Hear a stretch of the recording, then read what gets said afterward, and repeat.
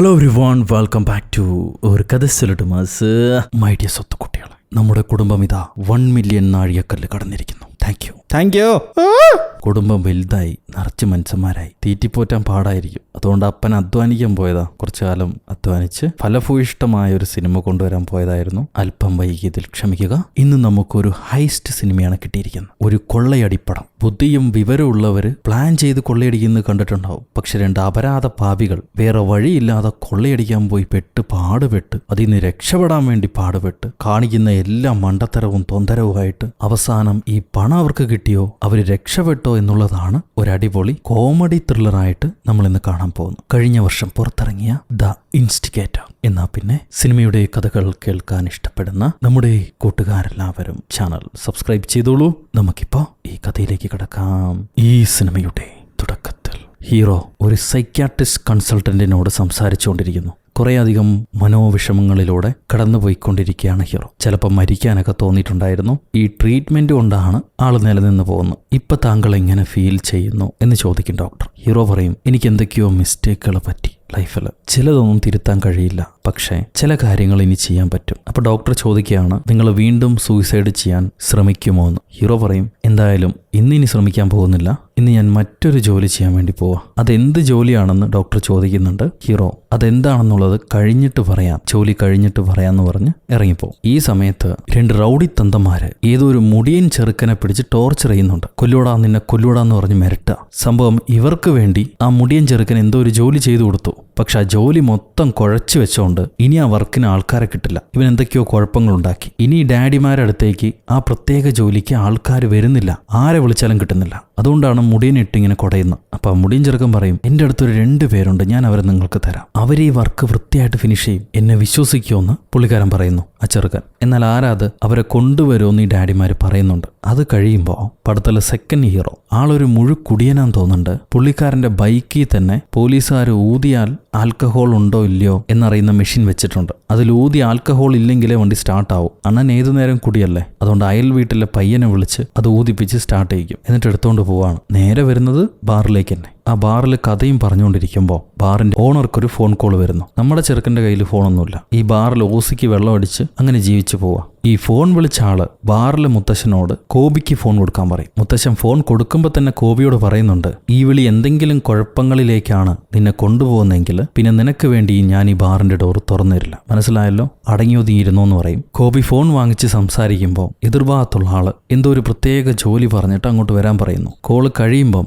കോബി മുത്തശ്ശനോട്, എനിക്കൊരു ഭാഗ്യം തെളിയാൻ പോവാ. ആ ഭാഗ്യം തെളിഞ്ഞാൽ ഞാൻ തനിക്കും കുറച്ച് പണം തരാം. ഇനി എന്നെക്കുറിച്ച് ആലോചിച്ച് വറിയിടാവണ്ട, ഞാൻ പോയാൽ വർക്ക് നോക്കട്ടെ. പോകുന്ന വഴിക്ക് കുടിക്കാൻ വല്ലതും തരുമെന്ന് ചോദിക്കുമ്പോൾ ഡാഡി നടുവിരൽ പൊക്കി കാണിക്കും. അവിടെ നിന്ന് ഒരു ബീച്ച് ഹൗസിലേക്കാണ് നമ്മുടെ കോബി സെക്കൻഡ് ഹീറോ വരുന്നത്. അങ്ങോട്ട് വരുമ്പോൾ നമ്മുടെ ആദ്യ ഹീറോയും അവിടെ ഉണ്ടാവും. ഇവർ തമ്മിൽ ആദ്യമായിട്ടാണ് കാണുന്നത്. കണ്ട ഉടനെ ഹീറോയ്ക്ക് സെക്കൻഡ് ഹീറോയെ ഇഷ്ടമായില്ല. മുഖം തിരിച്ച് വേറെ ഭാഗത്ത് നോക്കിയിരിക്കും. അത് കഴിയുമ്പോഴാണ് വില്ലന്മാര് വരുന്നത്. ഒന്നാമത്തെ വില്ലൻ തന്ത. അയാൾ ഹീറോയെ കണ്ട് ചോദിക്കും, താൻ മറൈനിലാണല്ലോ വർക്ക് ചെയ്തുകൊണ്ടിരുന്നത്, ഇപ്പം എന്താ ചെയ്യണേന്ന്. ഞാനിപ്പോൾ തറ തുടയ്ക്കുന്ന ജോലിയാണ് ചെയ്യണേന്ന് പറയും ഹീറോ. പിന്നെ കോബി, അവനാണെങ്കിൽ ജയിൽ ശിക്ഷ അനുഭവിച്ചിട്ട് ഇപ്പം റിലീസായിട്ടേ ഉള്ളൂ. അതിന് കാരണം ഈ മുടിയനാത്രേ. മുടിയൻ കൊടുത്ത എന്തോ ഒരു ജോലി ചെയ്തിട്ടാണ് കോബിക്ക് ജയിലിൽ പോകേണ്ടി വന്നത് 18 മാസം. അത്രയും ദിവസം ഞാൻ അകത്ത് കിടക്കേണ്ട ആവശ്യമില്ലായിരുന്നു. ഇവൻ എന്നെ പറ്റിച്ചാന്ന് പറഞ്ഞ് 2 പേരും തമ്മിൽ വഴക്കാവും. അപ്പോൾ വില്ലൻ ഡാഡി, നിങ്ങൾ വഴക്കുണ്ടാക്കാനല്ല വിളിച്ചു വരുത്തിയത്, ഒരു പ്രധാനപ്പെട്ട ജോലിയുണ്ട്, അത് ഞാൻ പറയാം. വില്ലിങ് ആയവർക്ക് ഇവിടെ നിൽക്കാം, അല്ലാത്തവർക്ക് പോകാമെന്ന് പറഞ്ഞിട്ട് ഒരു മാപ്പ് എടുത്ത് വിരിച്ചു കാണിക്കും. ഇനിയും ഒരാഴ്ചയിൽ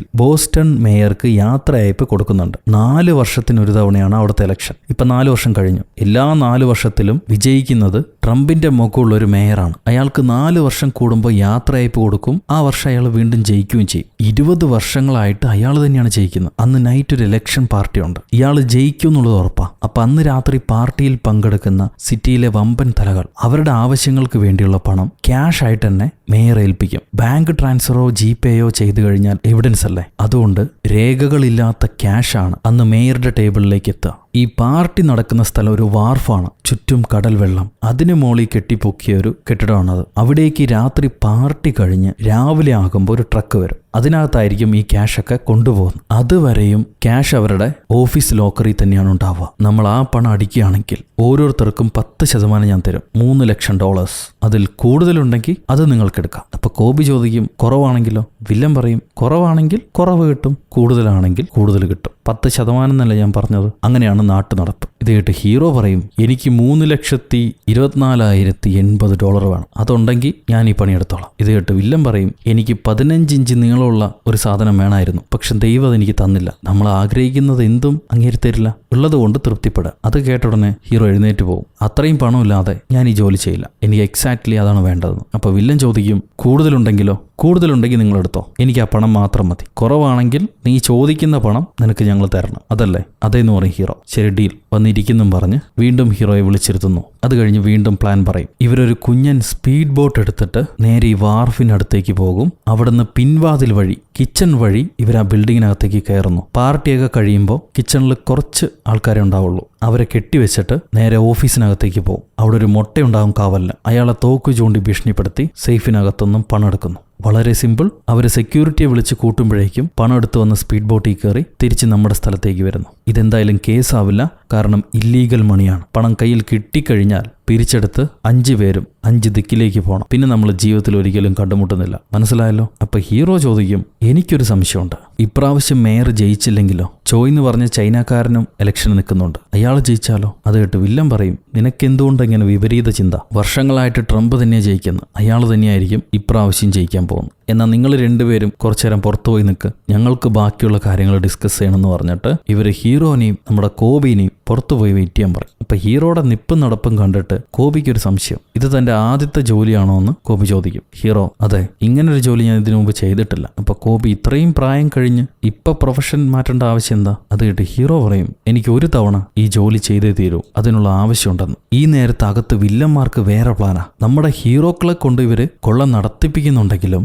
അവർക്ക് പണം കൊടുക്കാൻ തീരുമാനിച്ചിട്ടില്ല. അവന്മാരെ കൊണ്ട് പണം തൊടിയിക്കരുത്, നീ കൊണ്ടുപോയോ, ബാക്കിയുള്ളത് നമുക്ക് ഇവിടെ വെച്ച് സെറ്റിലാക്കാന്ന് പറയുന്നുണ്ട് വില്ലൻ മുടിക്കാരനോട്. എന്തേലും കുഴപ്പമുണ്ടെങ്കിൽ ഈ മുടിക്കാരനെയും തട്ടിയേക്കെന്ന് വില്ലൻ തന്റെ കൂട്ടുകാരൻ തന്തയോടും പറയും. മൊത്തം വില്ല കുടുംബം. അത് കഴിഞ്ഞ് ഈ മുടിയൻ പ്ലാനിലെ ഓരോരോ ചെറിയ ഡീറ്റെയിൽസും ഇവർക്ക് പറഞ്ഞു കൊടുക്കുന്നുണ്ട്. താൻ എന്താണോ ചെയ്യണമെന്ന് ചോദിക്കുമ്പോൾ ഹീറോ നോട്ട്സ് എടുക്കാന്ന് പറയും. നീ സ്കൂളിൽ പഠിക്കാൻ വന്നല്ല, കൊള്ള നടത്താൻ വന്ന. ഒരു കാര്യം ചെയ്യ്, നോട്ടീസ് ബോർഡിലും കൂടി എഴുതി വെക്കി, എല്ലാവർക്കും കാണാൻ സൗകര്യമാവും. അങ്ങനെ അവൻ ഹീറോയെ ചീത്ത പറഞ്ഞു കഴിഞ്ഞിട്ട് വീണ്ടും അവരെ പ്ലാൻ ഡീറ്റെയിൽസ് പറയാണ്. ഈ പണം എടുക്കാൻ വരുന്ന ട്രക്കില്ലേ, സെക്യൂരിറ്റി ട്രക്ക്, അത് കാലത്ത് 6:07 കറക്റ്റായിട്ട് എത്തും. 2 പേര് ആ വണ്ടിയിലുണ്ടാവും, അവരുടെ കയ്യിൽ തോക്കും ഉണ്ടാവും. അവരെത്തുന്നതിന് മുന്നേ ഇവർ പണമായിട്ട് കടന്നു കളയണം. ഇത് പറഞ്ഞു കഴിയുമ്പോൾ ഹീറോ എനിക്കൊരു സംശയമുണ്ട്, ഒരൊറ്റ സംശയം, വേറൊന്നും ഞാൻ ചോദിക്കില്ല. ഞാൻ ആൾക്കാരെ മിരട്ടിയിട്ട് അവരാരും കേട്ടില്ലെങ്കിൽ ഞാൻ എന്താ ചെയ്യണ്ടേ? അപ്പൊ മുടിയൻ പറയും ഒരൊറ്റ കാര്യം പറഞ്ഞാൽ മതി, നിന്റെ തോക്കെടുത്ത് കാണിച്ചിട്ട് എന്റെ കയ്യിൽ തോക്കുണ്ട് എന്ന് മാത്രം പറഞ്ഞാൽ മതി, അവരനുസരിച്ചോ. ഓക്കെ, അങ്ങനെ പ്ലാൻ എല്ലാം പറഞ്ഞ് സെറ്റാക്കി പിറ്റേന്ന് ഹൈസ്റ്റ് നടത്തുന്ന ദിവസമാണ്.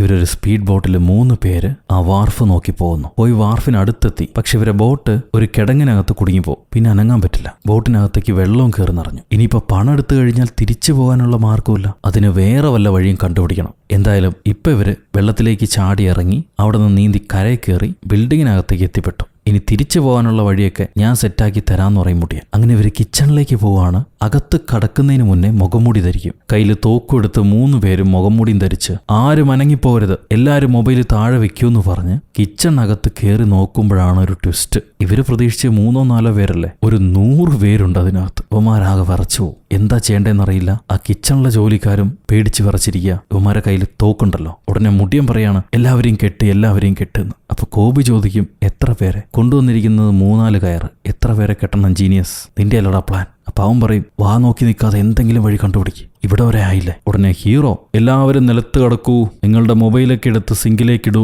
എന്ന് പറയുന്നുണ്ട്. അവനും നല്ല പേടിയുണ്ട്. നമ്മുടെ കോബിയാണ് ഉള്ളതിൽ കുറച്ചേലും വിവരമുള്ള ആള്. അവൻ ചുറ്റും നോക്കുമ്പോൾ ഒരു ഫ്രീസർ റൂം ഉണ്ടാവും. അപ്പൊ ഹീറോയോട് എല്ലാവരെയും ഫ്രീസർ റൂമിനകത്തേക്ക് കയറ്റിയിട്ട് റൂം ക്ലോസ് ചെയ്യാൻ പറയും. എന്നിട്ട് അവരെ പേടിപ്പിക്കാൻ തനിക്ക് മനുഷ്യരെ ഇഷ്ടമല്ലല്ലോ, തന്നെ ചൊറിഞ്ഞു കഴിഞ്ഞാൽ താൻ മനുഷ്യരെ വാ കൊണ്ട് കടിക്കില്ലേ. ഹീറോയ്ക്ക് അതിന് മറുപടി പറയാൻ അറിഞ്ഞൂടാ. പ്രതീക്ഷിക്കാത്ത ചോദ്യമല്ലേ. എന്തേലും കുഴപ്പമുണ്ടെങ്കിൽ മുടിയനൊരു മുദ്രാവാക്യം പറയാൻ പറഞ്ഞിട്ടുണ്ട്, ഐ ഹാവ് എ ഗൺ. അതവൻ പറയുമ്പോഴേക്കും ചുറ്റുള്ളവരൊക്കെ പേടിക്കുന്നു. എല്ലാവരെയും മൊബൈൽ ടേബിളിൽ വെച്ചിട്ട് മുറിക്കകത്തേക്ക് പോകാൻ പറയും. അതിൽ ആ മുടി വീണ പെണ്ണിനെ കാണാൻ നല്ല രസമുണ്ട്. പുറകിലൊന്നും വലിയ കുഴപ്പമില്ല. അങ്ങനെ ഓരോരുത്തരായി ലൈനായിട്ട് മുറിയിലേക്ക് പോകുമ്പോൾ കോബി ഒരു ഷെഫിനോട് ചോദിക്കും, ഇതെന്താടാ നിങ്ങൾ ഇത്ര പേരെന്ന്. അപ്പൊ ഷെഫ് പറയും, പാർട്ടി ഇനിയും തീർന്നിട്ടില്ല. ജോയ് ജനിച്ചുകൊണ്ട് എല്ലാവർക്കും ഭ്രാന്ത് പിടിച്ചിരിക്കുക. പ്രോഗ്രാം ഇപ്പോഴും കണ്ടിന്യൂ ആണ്. ഇവരാകെ ഷോക്കായി പോകും. ഹീറോ പറഞ്ഞതുപോലെ തന്നെ സംഭവിച്ചു. ആ ചൈനക്കാരനാണ് ഇപ്രാവശ്യം ജയിച്ചത്, ട്രംപ് അല്ല. പക്ഷെ ഇവർ ഇത്ര ദൂരം വന്നില്ലേ, ഇനി അകത്ത് പോയി നോക്കാതെ വേറെ വഴിയില്ല. സോ ആ കിച്ചൺ ജോലിക്കാരെല്ലാം പൂട്ടിയിട്ടിട്ട് ഇവർ നേരെ ഓഫീസിലേക്ക് പോകും. അവിടെ പ്രതീക്ഷിച്ച പോലെ ഒരു മൊട്ടെണ്ണം മാത്രമേ ഉണ്ടാവുള്ളൂ. അയാളെ തോക്ക് കാണിച്ച് സേഫ് തുറന്ന് നോക്കുമ്പോൾ അതിനകത്തൊരു $300-400 കാണുള്ളൂ. ബാക്കി പൈസയ്ക്ക് എവിടെയാണെന്ന് ചോദിക്കുമ്പോൾ മൊട്ടെണ്ണം പറയും, നേരത്തെ ഇതിനകത്ത് പണം ഉണ്ടായിരുന്നു, പക്ഷെ മേയർ തോറ്റപ്പോൾ അതെല്ലാം 2 ഷിഫ്റ്റായിട്ട് കൊണ്ടുപോയി. ഇപ്പോൾ ബാക്കി ഇത്രയേ ഉള്ളൂ. മുടിയനാകെ ഭ്രാന്തായി. വന്നതിന് ഡീസൽ ചെലവിനെങ്കിലും കിട്ടണ്ടേ. അവൻ ആ ഉള്ളതെടുത്ത് ബാഗിൽ പാക്ക് ചെയ്യാൻ പറയും. അങ്ങനെ മുട്ട ഉള്ളതെടുത്ത് പാക്ക് ചെയ്യുമ്പോഴാണ് ഹീറോയും കോബിയും വരുന്നത്. അവര് പണം എവിടെയാണെന്ന് ചോദിക്കുക. പണമില്ല. ഇവരെ ശ്രദ്ധ ഒരു സെക്കൻഡ് മാറുമ്പോഴേക്കും മുട്ട തോക്കെടുത്ത് ഇവർക്ക് നേരെ ചൂണ്ടും. മുടിയൻ തിരിച്ചു പിടിച്ച് അയാളെ കീഴ്പ്പെടുത്തുന്നുണ്ട്. അനങ്ങിപ്പോരെന്നും പറഞ്ഞ് അവനൊരു മൂലയിലാക്കി ഇവരെ ബാക്കിയുള്ള പണം പാക്ക് ചെയ്ത് അവിടെ നിന്ന് ഇറങ്ങും. ഇനി തിരിച്ചു പോകാനുള്ള വഴി കണ്ടുപിടിക്കണം. ആ സമയത്താണെങ്കിൽ മേയർ തോറ്റതുകൊണ്ട് കൂടെയുള്ള ആരെയോ പിടിച്ച് തല്ലിക്കൊണ്ടിരിക്കുക. ഈ സമയത്ത് നമ്മളെല്ലാവരും ഒരുമിച്ച് നിൽക്കണം. പ്രതീക്ഷിക്കാതെ തോറ്റിരിക്കുക. ആ പുതിയ ചൈനക്കാരൻ വന്ന് കണക്കുകളെല്ലാം നോക്കിക്കഴിഞ്ഞാൽ എൻ്റെ ഒപ്പം നിങ്ങളും പെടും. അതുകൊണ്ട് ഒരു എവിഡൻസും ബാക്കിയില്ലാതെ എല്ലാം പെറുക്കി കൂട്ടിയിട്ടേ നമ്മൾ ഇവിടുന്ന് ഇറങ്ങാൻ പാടുള്ളൂ എന്ന് ട്രംപ് പറയുന്നുണ്ട്. അപ്പോഴാണ് ഈ ഹീറോയും കോബിയും മുടിയനെയും നമ്പി വന്ന് പെട്ടിരിക്കുക. ഇവർക്ക് ഏത് വഴിയാണ് പോകേണ്ടതെന്ന് അറിയാൻ പാടില്ല. ഏതൊക്കെയോ വഴിയിലൂടെ ഇവർ നടന്ന് നേരെ ട്രംപ് ഇരിക്കുന്ന മുറിയിൽ അവരുടെ വായി തന്നെ വന്ന് പെട്ടു. കോബി ചോദിക്കും, മേയർ സുഖല്ലേ മേയർ? ഈ മണ്ടൻ മുടിയൻ എന്താ ചെയ്യേണ്ടതെന്ന് അറിഞ്ഞൂടാ. അവനാണ് ലീഡർ, പക്ഷെ പിക്ക് പോക്കറ്റ് അടിക്കുന്നവനാന്ന് തോന്നുന്നുണ്ട്. എവിടെ ചെന്ന് എന്താ കാണിക്കേണ്ടതെന്ന് അറിഞ്ഞൂടാ. ഇപ്പൊ അവൻ അവിടെ ചെന്ന് എല്ലാ ഓഫീസർമാർക്ക് നേരെയും തോക്ക് ചൂണ്ടും. അപ്പോൾ ഒരു വലിയ പോലീസുകാരനുണ്ട്. അയാൾ പറയാണ്, മോനെ അക്രമൊന്നും കാണിക്കരുത്, നമുക്ക് എന്താണെങ്കിലും പറഞ്ഞു തീർക്കാം. നീ വന്നിരിക്കുന്ന സ്ഥലം ഏതാണെന്ന് നീ മനസ്സിലാക്കിയിട്ടില്ല. അപ്പൊ ഈ റോട്ടിൽ നിന്ന് വഴിയാത്രക്കാരെ കൊള്ളയടിക്കുന്ന പോലെ അവിടെയുള്ള ആൾക്കാരുടെ എല്ലാം പോക്കറ്റിലുള്ള സാധനങ്ങൾ ചോദിക്കും. അപ്പൊ കോബി, നിനക്കെന്താടാ ഭ്രാന്ത് പിടിച്ചോ? നമുക്കിതിനൊന്നും സമയമില്ല, നീ എവിടെയാ കൊണ്ട് നമ്മളെ കുടുക്കിയിരിക്കണമെന്ന് ചോദിക്കാം. ഹീറോ ഒന്നും അറിയാതെ മിഴിച്ചു നിൽക്കുമ്പോൾ ഈ മുടിയൻ പറയും, പോയി അവരെ പോക്കറ്റിലുള്ള എല്ലാം വാങ്ങിച്ചുകൊണ്ട് വരാം. ക്യാപ്റ്റൻ പറഞ്ഞ അനുസരിക്കണമല്ലോ. ഹീറോ മിണ്ടാതെ ചെന്ന് ഇടിയുടെ എല്ലാവരും ബാഗിലിടുന്നും പറഞ്ഞ് മേയറുടെ കയ്യിൽ നിന്നും പോലീസുകാരുടെ കയ്യിൽ നിന്നും ഉദ്യോഗസ്ഥരുടെ കയ്യിൽ നിന്നും എല്ലാവരുടെ കയ്യിൽ നിന്നുള്ള സാധനങ്ങളൊക്കെ മേടിക്കും. കോബി പോവാടാ സമയമായി എന്ന് പറയുന്നുണ്ട്. ഈ സമയത്ത് ട്രക്ക് എത്തിക്കഴിഞ്ഞു. സമയം ഏതാണ്ട് 6 മണിയായി. ഇവിടെ മേയറുടെ കയ്യിൽ ഒരു ബ്രേസ്ലെറ്റ് ഉണ്ടായിരുന്നു. അത് അയാൾ പറയും അയാളുടെ മുത്തശ്ശന്റെയാ, കുറച്ച് സെന്റിമെന്റ്സ് ഉണ്ട്, ഇതും വേണമെന്ന് ചോദിക്കുകയാണ്. അത് ഗോൾഡ് അല്ല. എന്നിട്ട് ഈ മണ്ടൻ ചക്കൻ അത് ഉറപ്പായിട്ടും വേണം, ബാഗിനകത്തിട്ടോ, ഒരു സാധനം എനിക്ക് തരാതെ പോയതെന്നും പറഞ്ഞ് അത് വാങ്ങിക്കും. എന്നിട്ട് ഇവര് മെല്ലെ ഇറങ്ങാൻ നിൽക്കുമ്പോഴാണ് പോലീസുകാരൻ അരയിലുണ്ടായിരുന്ന തോക്കെടുക്കുന്നത്. നീ വലിയ പ്രശ്നത്തിലാണ് കുഞ്ഞെ തല വെച്ചിരിക്കുന്നത്. ഇവിടുന്ന് എടുത്ത സാധനങ്ങളെല്ലാം തിരിച്ചു വെച്ചിട്ട് ഓടിക്കോ, എന്നാ നിന്നെ ഞാൻ വെറുതെ വിടാം, അല്ലെങ്കിൽ ഇത് കൂടുതൽ വഷളാവും. അപ്പൊ കോബിയും പറയുന്നുണ്ട്, നീ അയാളെ ഷൂട്ട് ചെയ്താൽ പിന്നെ കൊലപാതക കുറ്റായിരിക്കും നമ്മുടെ പുറത്ത്. നീ ഞങ്ങളുടെ പണിയും കൂടെ തീർക്കോടാ. മേയറാണെങ്കിൽ അവന്മാരെ പോകാൻ അനുവദിക്കരുത്, അവന്മാരെ പിടിച്ചെടുത്ത് പറയുന്നുണ്ട്. ഈ സമയത്ത് കിച്ചണിലൊരു ഗുണ്ടു ബേബി അങ്ങോട്ട് വന്നിട്ട്, സാർ നമ്മുടെ ബിൽഡിങ്ങിൽ കൊള്ള നടക്കുന്നുണ്ടെന്നാണ് കേട്ടതെന്ന് പറയും. ഇവിടെ എന്താ സീൻ പോലെ അയാൾ കണ്ടിട്ടില്ല. അയാളുടെ വിളി കേൾക്കുമ്പോൾ ഹീറോയും മുടിയൻ എല്ലാവരും ഒരു സെക്കൻഡ് തിരിയും. പെട്ടെന്ന് പോലീസുകാരൻ കയ്യിൽ തോക്കെടുത്തു. അയാൾ തോക്കെടുക്കുന്ന കണ്ട് പേടിച്ചിട്ട് മുടിയൻ അയാളെ ഷൂട്ട് ചെയ്യും. അയാൾ തിരിച്ചും മുടിയന്റെ മണ്ടയ്ക്ക് ഷൂട്ട് ചെയ്ത് രണ്ടുപേരും ആ സ്പോട്ടിൽ തന്നെ മരിച്ചു വീഴാണ്. ഉടനെ മുടിയന്റെ കയ്യിലുള്ള തോക്കെടുത്തിട്ട് ആ ബാഗും എടുത്ത് കോബി പറയും, നമുക്കിവിടുന്ന് ഓടാം, എത്രയും പെട്ടെന്ന് രക്ഷപ്പെടണം, പിടിക്കപ്പെട്ട എല്ലാം നമ്മുടെ തലയിലാവെന്ന് പറഞ്ഞിട്ട് ഇവരവിടുന്ന് ഓടാൻ തുടങ്ങും. സെൻട്രൽ ഹാളിലേക്ക് പോകുമ്പോൾ അവിടെ ഉണ്ട് ഒരു 100-500 പേര്. അവരെല്ലാം തോക്ക് കാണിച്ച് പേടിപ്പിച്ചിട്ട് ഇവരെങ്ങോട്ടാണ് ഓടി രക്ഷപ്പെടണമെന്ന് മനസ്സിലായില്ല. പോകാനുള്ള വഴി അറിയാൻ പാടില്ല. അപ്പണ്ട് കോബിയുടെ നെഞ്ചത്ത് ഒരു ഉണ്ട കൊണ്ടിട്ടുണ്ട്. അവർ തമ്മി ഷൂട്ട് ചെയ്തപ്പോൾ. എന്നാലും കഷ്ടപ്പെട്ട് കോബി ഹീറോയുടെ പുറകെ തന്നെ പോകും. അവസാനം പുറത്തേക്ക് ഒരു എക്സിറ്റ് വഴി കണ്ടുപിടിച്ചു. കറക്റ്റ് 6:07 കോബിയുടെ അവസ്ഥ വളരെ മോശമാണ്. ഹീറോ കോബിയെ നോക്കിയിട്ട് പറയും, സമയമായി മോനെ, എന്നോട് ക്ഷമിക്ക്. 6:07 പുറത്ത് കിടക്കണം എന്നല്ല പറഞ്ഞ്, ഞാൻ പുറത്ത് കിടക്കാൻ പോവാന്ന് പറഞ്ഞ് അവൻ അവിടെ തന്നെ വിട്ടിട്ട് ഹീറോ പുറത്തേക്ക് ഇറങ്ങും. നോക്കുമ്പോൾ അത് കിച്ചണിൽ ട്രക്കുമായിട്ട് വന്ന സെക്യൂരിറ്റി നിൽപ്പുണ്ടാവും. അയാളുടെ കയ്യിൽ തോക്കുമുണ്ട്. പെട്ടു. ഭാഗ്യത്തിന് കോബി ആ സമയത്തും വീണിട്ടില്ല. അവൻ മുറിവും പൊത്തിപ്പിടിച്ച് തോക്കുമായിട്ട് വരും. അനങ്ങിപ്പോരുത്, അനങ്ങിയാ നിന്റെ തല തട്ടും, നിന്റെ ബാഡ്ജും ട്രക്കിന്റെ കീയും താടാ, എന്നിട്ട് മാറി നിൽക്കെന്നും പറഞ്ഞ് അയാളുടെ കയ്യിൽ നിന്ന് കീയും ബാഡ്ജും വാങ്ങിച്ചിട്ട് ഇവർ ട്രക്കിനകത്തേക്ക് കയറും. അപ്പൊ ഹീറോ പറയുന്നുണ്ട്, ഞാൻ ഡ്രൈവ് ചെയ്യാം, എന്റെ ഹെൽത്ത് ഓക്കെ ആണല്ലോ, നിനക്കല്ല കൈക്ക് അടി കിട്ടിയേക്കുന്ന. പക്ഷെ കോബി കേൾക്കില്ല, ഞാൻ ഡ്രൈവ് ചെയ്തോളാം, ഒറ്റ കയ്യിൽ എനിക്ക് ഓടിക്കാൻ അറിയാം, നീ മിണ്ടാതിരിക്കുന്നു പറഞ്ഞ് ഹീറോയും കയറ്റി ഇവർ ട്രക്ക് ഓടിച്ച് ആ വാർഫിൽ നിന്ന് രക്ഷപ്പെട്ട് പുറത്തേക്ക് വരാണ്. അപ്പോഴും ഹീറോ ചോദിക്കുന്നുണ്ട്, എന്നെ ഓടിക്കാൻ അനുവദിക്കടാ, നീ ഒറ്റ കൈ കൊണ്ട് ഓടിച്ച് എവിടെയെങ്കിലും വീഴണ്ട. കോബി പറയും, എന്നിട്ടെന്തിനാ അടിപറ്റി എന്നെ ചവിട്ടി പുറത്തിട്ടിട്ട് നീ രക്ഷപ്പെടാനല്ലേ, നിന്റെ സ്വഭാവം ഞാൻ നേരത്തെ കണ്ടതാ, ചത്താലും ഞാൻ വിട്ടുതരില്ലടാന്ന് പറഞ്ഞിട്ട് ഇവൻ ഒറ്റക്കൈയും കൊണ്ട് ഓടിച്ച് ഇങ്ങനെ പോവാ. അപ്പോഴാണ് ട്രക്കിന്റെ ഡാഷ്ബോർഡിന് മുകളിലായി 2 മൊബൈൽ ഇരിക്കുന്ന കാണാം. ഇവനുടനെ ഹീറോയോട്, നീ സീറ്റ് ബെൽറ്റ് ഇട്, നമുക്ക് വണ്ടി ഒരു ഭാഗത്ത് ഇടിച്ചു കയറണമെന്ന് പറഞ്ഞ് ഹീറോയെ സീറ്റ് ബെൽറ്റ് ഇടിച്ച് ഒരു കോമ്പൗണ്ടിനകത്തേക്ക് വണ്ടി ഇടിച്ചു കയറ്റും. എന്നിട്ട് അവിടെ വണ്ടി നിർത്തി പെട്ടെന്ന് വണ്ടിയിൽ നിന്ന് ഹീറോയെ ഇറങ്ങാൻ പറഞ്ഞ് ട്രക്കിന് പുറകിലേക്ക് വരിക. ഹീറോ എന്താ പറ്റിയെന്ന് ചോദിക്കുമ്പോൾ ഈ ട്രക്കുമായിട്ട് 2 പേര് വരുന്നല്ലോ അവൻ പറഞ്ഞ് നമ്മൾ കണ്ടത് ഒരാളെ,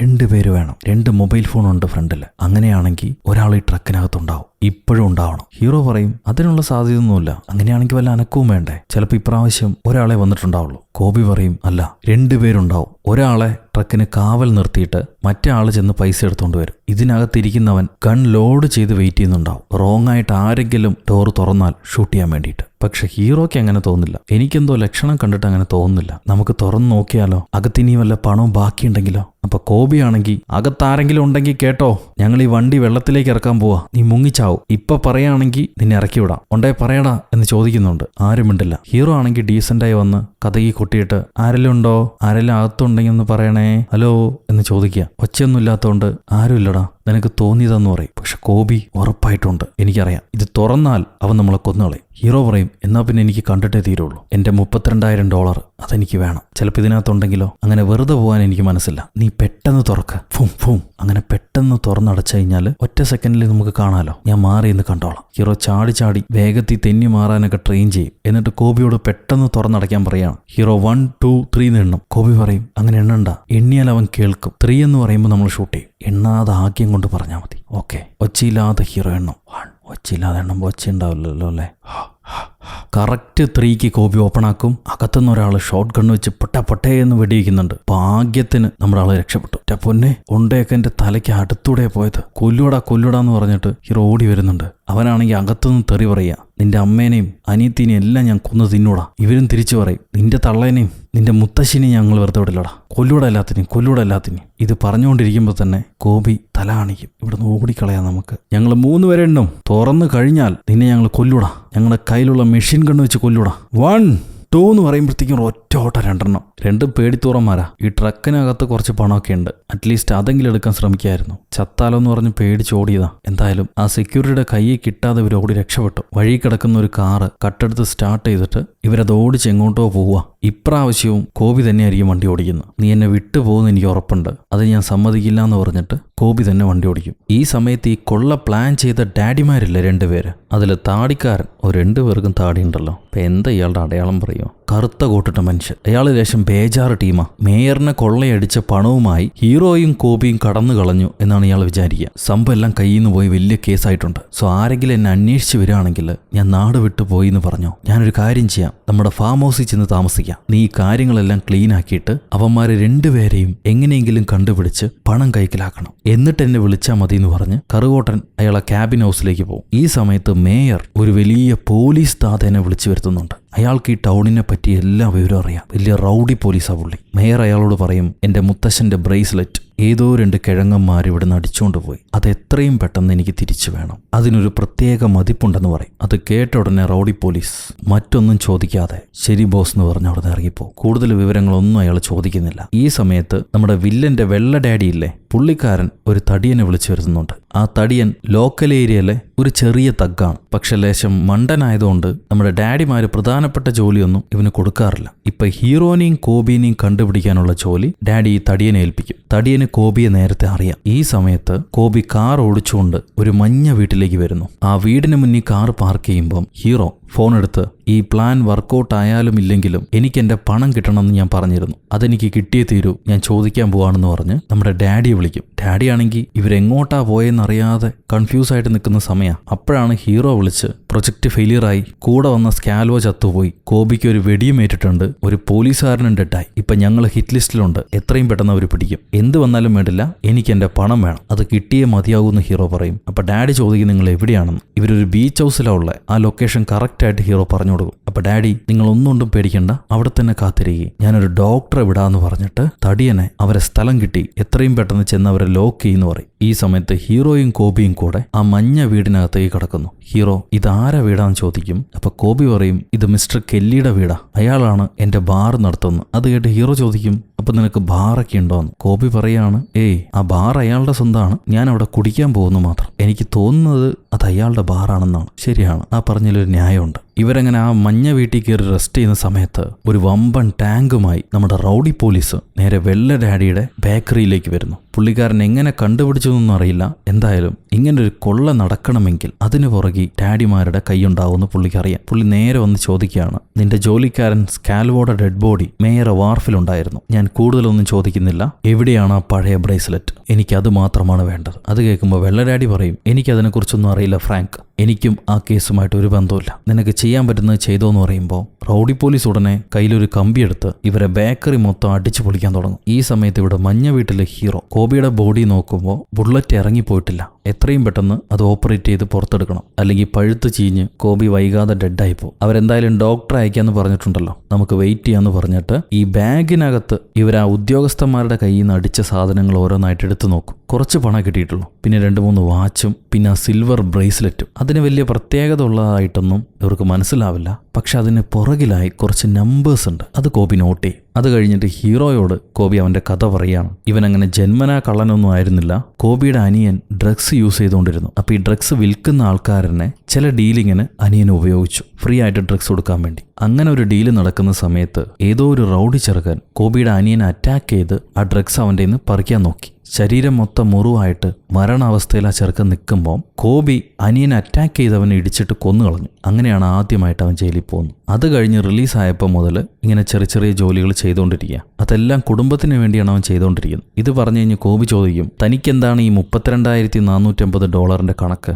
അത്രയും പണം തനിക്ക് എന്തിനാ വേണ്ടെന്ന് ചോദിക്കും. ഹീറോ പറയും, എനിക്ക് എൻ്റെ മോനെ കാണണം. ഞാനും ഭാര്യയും വേർപിരിഞ്ഞു. ഇനി ഞങ്ങൾ ഒരിക്കലും ഒത്തുചേരില്ല. അതെനിക്ക് മനസ്സിലായി. പക്ഷെ എൻ്റെ മകനെ കാണണമെങ്കിൽ ലോയർ ഫീസും ചൈൽഡ് സപ്പോർട്ടും സ്കൂൾ ഫീസും മോർട്ടേജും എല്ലാം കൊടുക്കണം. അതിൻ്റെ കണക്കാണ് ഈ $32,480. അത് കൊടുത്തിട്ട് മാത്രമേ എനിക്ക് എൻ്റെ മകൻ്റെ മുഖത്തേക്ക് നോക്കാൻ കഴിയുള്ളൂ. ഇത് കേൾക്കുമ്പോൾ കോബി പറയും, കുട്ടികൾക്ക് അങ്ങനെ പണത്തിൻ്റെ കണക്കറിയേണ്ട ആവശ്യമില്ല. അവർക്ക് അവരുടെ പാരൻസിനെ ഒരു തവണ കണ്ടാൽ മതി, അവരുടെ കയ്യിൽ നിന്ന് സ്നേഹം കിട്ടിയാൽ മതി. ഈ പണം കൊടുത്തിട്ടേ കാണുള്ളൂ എന്ന് പറഞ്ഞുള്ള വാശി അനാവശ്യമാണ്. അങ്ങനെ കോബി ക്ലാസ് എടുത്തുകൊണ്ടിരിക്കുമ്പോഴാണ് ആരോ വന്ന് ഇവരുടെ കഥക് തട്ടുന്നത്. ഹീറോ ചെന്ന് നോക്കുമ്പം മറ്റേ തടിയൻ, സാർ നിങ്ങൾക്കൊരു ഡോക്ടറെ വേണമെന്ന് പറഞ്ഞു, ഒരു ഡോക്ടറും നഴ്സും വന്നിട്ടുണ്ട്, കഥക് തുറക്കുമെന്ന് പറയും. അപ്പോൾ ഹീറോ ഒരൊറ്റ മിനിറ്റ് ഇപ്പോൾ വരാമെന്ന് പറഞ്ഞിട്ട് കോബിയുടെ അടുത്ത് വന്നിട്ട് പറയും, കോബി അവരെ കണ്ടാൽ ഡോക്ടറെ പോലില്ല, ആരോ വന്നിട്ടുണ്ടെന്ന്. തടിയനപ്പോൾ കഥവും തല്ലിപ്പൊളിച്ച് അകത്തേക്ക് കയറി വരികയാണ്. ഹേ കോബി, സുഖമല്ലേ? ഇവരെ രണ്ടുപേരെയും കണ്ടിട്ട് കോബി ഒരു മൂലയ്ക്ക് സൈഡാവും. ഞാൻ ആ നാറികൾക്ക് എന്തൊക്കെ ചെയ്തു കൊടുത്തിട്ടുണ്ട്, എന്നിട്ട് അവസാനം നിങ്ങൾ രണ്ടുപേരെയാണ് എന്നെ പിടിക്കാൻ അയച്ചത്. തടിയൻ ചിരിച്ചോണ്ട്, നിങ്ങൾ അടിച്ച സാധനങ്ങളൊക്കെ കാണിക്കി, ഞങ്ങൾക്കത് വേണമെന്ന് പറയും. അവരുടെ കയ്യിൽ തോക്കുമുണ്ട്. ഹീറോയോട് അത് കാണിച്ചു കൊടുക്കാൻ പറയും കോബി. തടിയൻ ചെന്ന് ആ സാധനങ്ങളെല്ലാം പെറുക്കിയെടുക്കുന്നു. അത് കഴിഞ്ഞ് അവൻ്റെ ഗേൾഫ്രണ്ടിനോട് പുറത്ത് ചെന്ന് കാവൽ നിൽക്കാൻ പറയും. എനിക്കിവിടെ ചെറിയ പണിയുണ്ട്, ഞാനത് തീർത്തു വരാം. തടിയൻ ഇവർ രണ്ടുപേരെയും തട്ടാൻ പോവാ. പെൺകുട്ടിയെ പറഞ്ഞു വിട്ടിട്ട് ഇവരോട് മുട്ടിലിരിക്കാൻ പറയും തടിയൻ. അപ്പൊ കോബി പറയാണ്, നിനക്ക് ബുദ്ധിയില്ലെന്നാ വിചാരിച്ച് മണം പിടിക്കാനുള്ള കഴിവുമില്ലേ? നിനക്ക് മനസ്സിലായില്ല, നോക്കടാന്ന് പറയും. നോക്കുമ്പോൾ ഗ്യാസ് ലീക്ക് ചെയ്ത മണമുണ്ട്. വില്ലൻ തോക്ക് പൊട്ടിച്ച ഇവരെല്ലാവരും മരിക്കും. കോബി മെല്ലെ തന്റെ കയ്യിലെ തോക്കെടുത്തത്, ഇനി ഞാൻ പറയുന്ന കാര്യം നീ കേൾക്ക്, ആ ബ്രേസ്ലെറ്റ് ഇങ്ങോട്ട് താ, എന്നിട്ട് നിന്റെ കാറിന്റെ കീയും വേണമെന്ന് പറയും. അപ്പൊ തടിയും ചിരിച്ചിട്ട്, എനിക്ക് വെടിവെക്കാൻ പറ്റില്ലെങ്കിൽ നിനക്കും പറ്റില്ല, നിനക്കത് മനസ്സിലായില്ലേ? അപ്പൊ കോബി പറയും, എനിക്ക് ഓൾറെഡി ഒരു വെടി കൊണ്ടതാ, ഞാൻ മരിച്ചാലും കുഴപ്പമില്ല, നിന്നെ കൊന്നുകളയും. പട്ടത്തടിയാ, ആ കീ ഇങ്ങോട്ട് താടാ. അവന് വേറെ വഴിയില്ലാതെ അവന്റെ തോക്കും കാറിന്റെ കീയും ആ ബ്രേസ്ലെറ്റും കൊടുക്കും. അതെല്ലാം വാങ്ങിച്ചിട്ട് ഇവരാ വീട്ടിൽ നിന്ന് പെട്ടെന്ന് ഇറങ്ങി പോവാണ്. തടിയൻ വിളിച്ചു പറയുന്നുണ്ട്, എവിടെ ചെന്നാലും നിങ്ങളെ ഞങ്ങൾ വിടില്ലടാ, എത്ര ദൂരം നിങ്ങൾക്ക് ഓടിപ്പോകാൻ പറ്റും. അത് പറഞ്ഞ് തീരുമ്പോഴേക്കും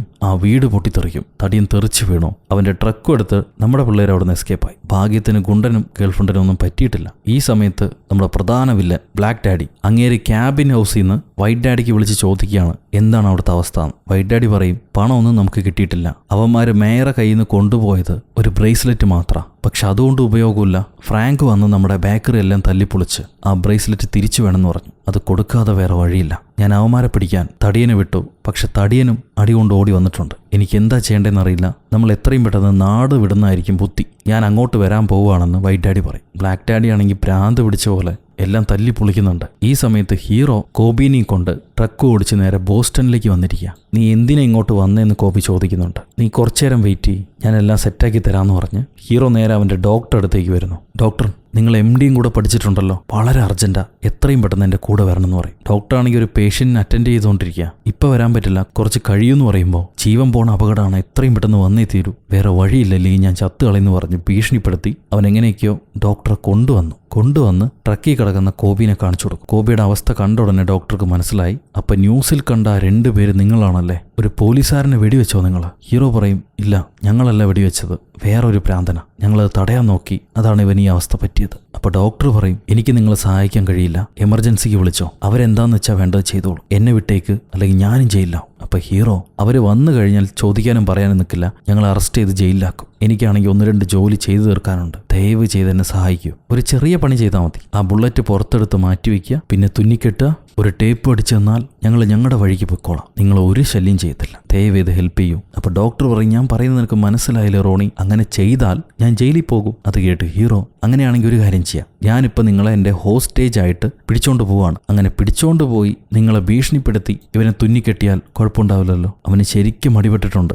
ഇപ്പം മരിച്ചു. അവൻ മരിച്ചാൽ ഞാനും ചാവും. ഇപ്പം നിങ്ങൾ എന്നെ സഹായിച്ചില്ലെങ്കിൽ ഞാൻ ചാവും. ഇത് പറഞ്ഞ് ഭീഷണിപ്പെടുത്തുമ്പോൾ ആ ഡോക്ടർ, നീ നിന്നെ സ്വയം ഉപദ്രവിച്ചില്ലെങ്കിൽ ഞാൻ നിന്നെ സഹായിക്കാം. ഈ തൊല്ലയെല്ലാം കഴിഞ്ഞ് നീ പോലീസിൽ പിടികൊടുക്കണം, സമ്മതമാണോ? ഹീറോ പറയും, തീർച്ചയായിട്ടും, എൻ്റെ ജോലി കഴിഞ്ഞ ഉടനെ ഞാൻ പോലീസിൽ പിടികൊടുക്കും. ഇപ്പം ഞാൻ നിന്റെ ഹോസ്റ്റേജ് ആണ്, നീ എന്നെ കടത്തിക്കൊണ്ടുപോകുന്നു നിന്നെ സഹായിക്കാൻ വേണ്ടി. നിന്നെ സഹായിച്ചില്ലെങ്കിൽ നീ എന്നെ കൊല്ലും, അതല്ലേ? അതന്നെയാണെന്ന് പറയും ഹീറോ. അങ്ങനെയാണെങ്കിൽ അത് പറയും, ഞാൻ നിന്നെ സഹായിച്ചില്ലെങ്കിൽ നീ എന്നെ കൊല്ലും എന്നുള്ളത് നിന്റെ വാഗൊണ്ട് തന്നെ പറയും. ഇതെല്ലാം കേട്ടിട്ട് കോബി, ഞാനിവിടെ ചാവാൻ കിടക്കുകടാ, നിങ്ങൾ ഡയലോഗ് പ്രാക്ടീസ് ചെയ്യാതെ എന്നെ ഒന്ന് രക്ഷപ്പെടുത്തും. ഒരു ഭ്രാന്തനും അതിന് പറ്റിയ ഡോക്ടറും രക്ഷപ്പെടുത്തടേ എന്ന് പറഞ്ഞവൻ കരയും. അടുത്ത സീനിൽ ഡോക്ടർ അവരെ വീട്ടിലേക്ക് കോബിനെ കൊണ്ടുവന്നിരിക്കുകയാണ്. ടേബിളിൽ കിടത്തി അവരേതൊക്കെയോ എരുമയ്ക്ക് കുത്തുന്ന ഇഞ്ചക്ഷനൊക്കെ എടുത്ത് കുത്തുന്നുണ്ട്. ഈ സമയത്ത് ട്രംപ് അയാളെ ഓഫീസിലുള്ള സേഫ് എങ്ങനെയെങ്കിലും തുറക്കാൻ പറ്റുമെന്ന് പല ആൾക്കാരെയും വെച്ച് ശ്രമിച്ചു നോക്കുന്നുണ്ട്. കാരണം ഇന്ന് വൈകുന്നേരത്തിനുള്ളിൽ ഇവർ ഈ ഓഫീസ് കാലിയാക്കി കൊടുക്കണം, ആ സേഫും കാലിയാക്കി കൊടുക്കണം. അതല്ലെങ്കിൽ സേഫിനകത്തുള്ള പണവും ഡോക്യുമെന്റ്സും എല്ലാം പുതിയ മേയറുടെ കയ്യിൽ പോകും, ഇവരെല്ലാവരും കൊടുക്കും. ആ സേഫിന്റെ പാസ്വേഡാണ് ഈ ബ്രേസ്ലെറ്റിനകത്തിരിക്കുന്നത്, അത് ഇതുവരെ കിട്ടിയിട്ടുമില്ല. അങ്ങനെ ട്രംപ് അവിടെ പ്രാന്ത് പിടിച്ചുകൊണ്ടിരിക്കുമ്പോഴാണ് ഇവിടെ ഹീറോ